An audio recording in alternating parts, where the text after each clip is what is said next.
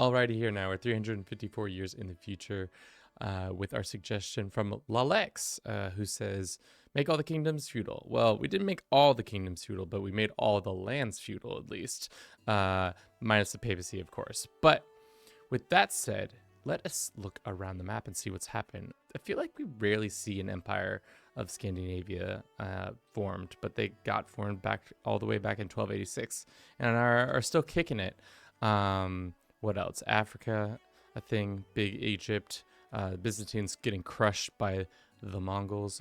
Northern France falling to England. That seems to be consistently happening time and time again, where Normandy takes their lands and then consistently advances more of it in. Female Kaiserin.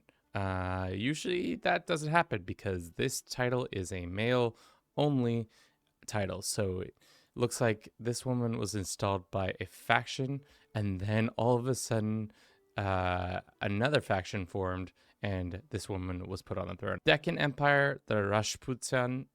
I thought this was the empire. And then the Mongol Empire. Almost a full India empire situation.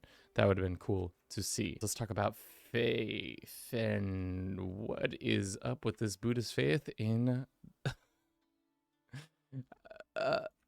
must have been Buddhist, and then they split because it looks like Pontus also is Buddhist and Bulgaria is also Buddhist, which is like, this is probably a first. I don't think I've ever seen Buddhism cross through the Middle East ever. So that's crazy. Biddick, still not that crazy of a change, but I think that's by far the craziest thing I've seen in recent memory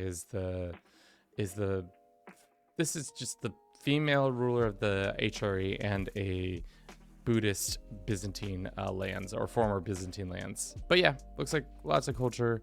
Looks like Greek has shattered into several other different little versions of itself because the Byzantines didn't stay that way.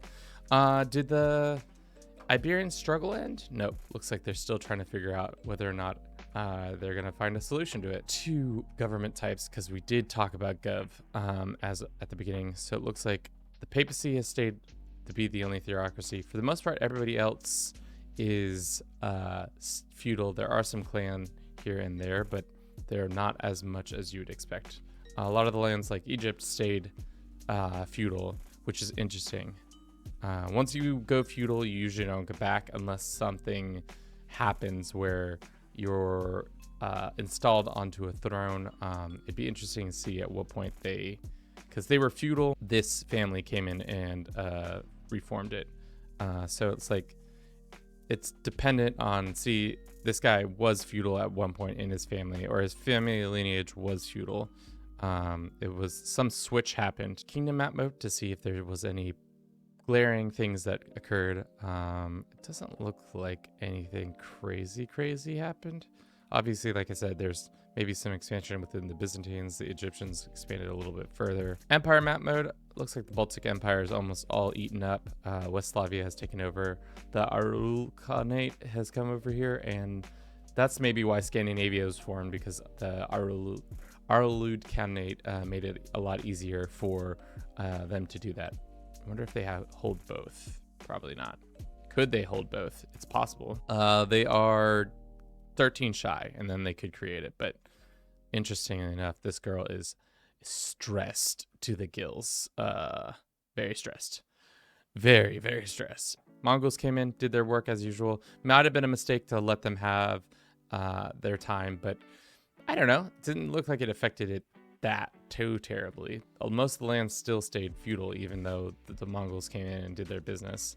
As usual, we like to see who the most powerful realms are, just because it's interesting to see how much the AI is improving. But as usual, it looks like it's all the Indian rulers with 82k. That's a small amount. I feel like 81 and 79. Seems like people are less, for whatever reason, are a lot less powerful. Maybe due to, I don't know. I don't know why they are less powerful. They have the money for it. They're just maybe not spending all their resources. Oh, looks like they can't increase it any further. Having an effect on it? Development's still pretty high, but some areas are, yeah, it seems like some areas aren't as developed as you would think. For the most part, people stayed feudal. I was surprised to see that. Usually you would think that there would be more of a switch from back to clan if you're a Muslim, or more theocracies would have popped up. I think only one, because it's the Pope, and maybe another one right here in Lucca for whatever reason. Very surprised by a female Kaiserin. That's probably maybe one of the first times I've ever seen that, which usually never happens. I'm not sure what they've done to cause that to be a thing, but they've done that, which they should be proud of. And finally, as usual, the Mongols kick ass, take names, and you love to see it. For watching, I hope you enjoyed this. Don't forget to comment, like, and subscribe, and as always, have a good rest of your day. Ciao.